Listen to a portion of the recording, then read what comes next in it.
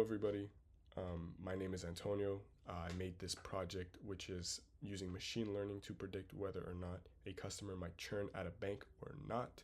And I want to just give a very brief explanation of how my code works, what it does, and the thought process behind this. So before I start, I want to give a brief introduction to this. So essentially, what this project is to identify whether or not a customer is going to leave the bank based on the data that obviously this customer has. And this includes age, this includes credit score, this includes where you're from, your bank account balance, and all this good stuff. So without further ado, let's get right into it. So the first thing that we want to do is actually get data, because we can't train machine learning models without data. So we can go to Kaggle and we can search up churn problem for bank customers. We can go to input and download this CSV file right here, which is what I will be using. So as you can see, churn.csv, and we import it, and then I want to look at the data frame, and obviously we can see that there are 10,000 lines of just straight data, right? So obviously we're here just looking at the data.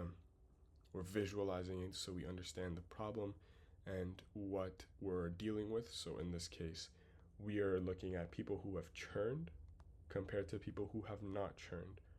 And just once again, looking at the data, visualizing things so we can understand it further, understand it a little better, and understand where we're going from there. So a very important step is to drop the unnecessary columns that will not affect whether a customer has churned or not. This might include the row number, the customer ID, the surname.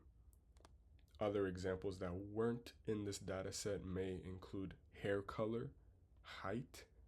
These are things that might not necessarily affect your relationship with the bank.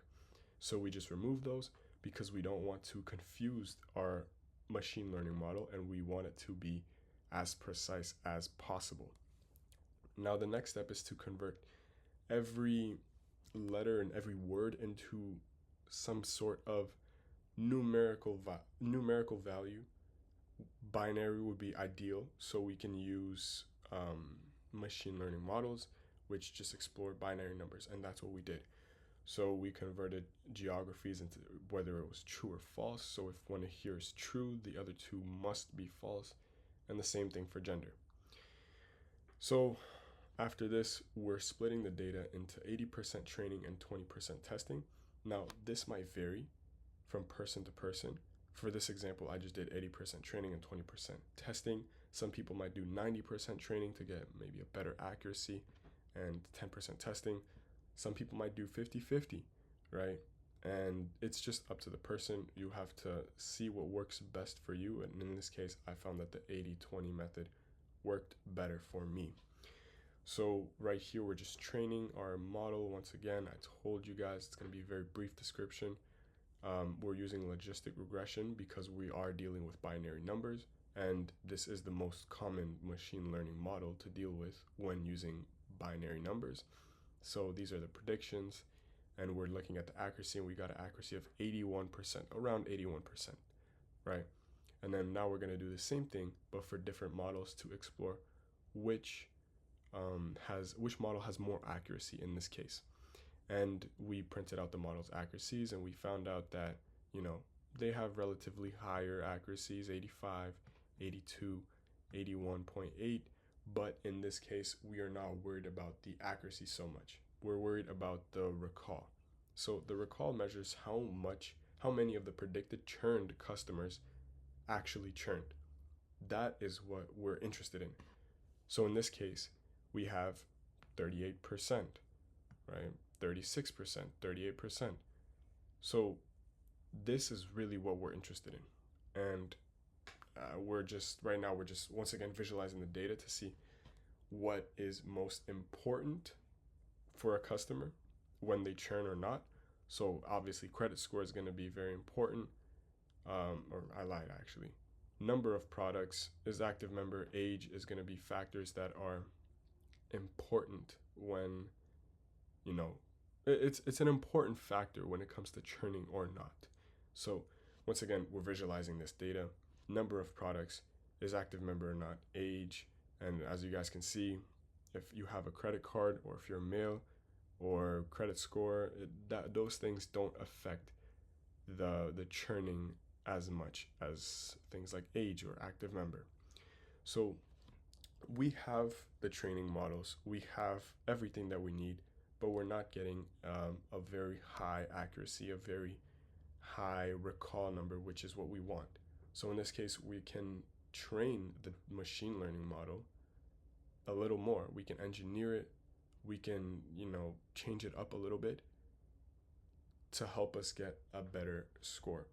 So the first thing that we did is, and this is just a description of what we could do to make the model better. So the first thing that we did was add a couple of rows, which is age. We divided age into 3 categories, which is middle age, young, and whatnot. And then right here we made it true or false.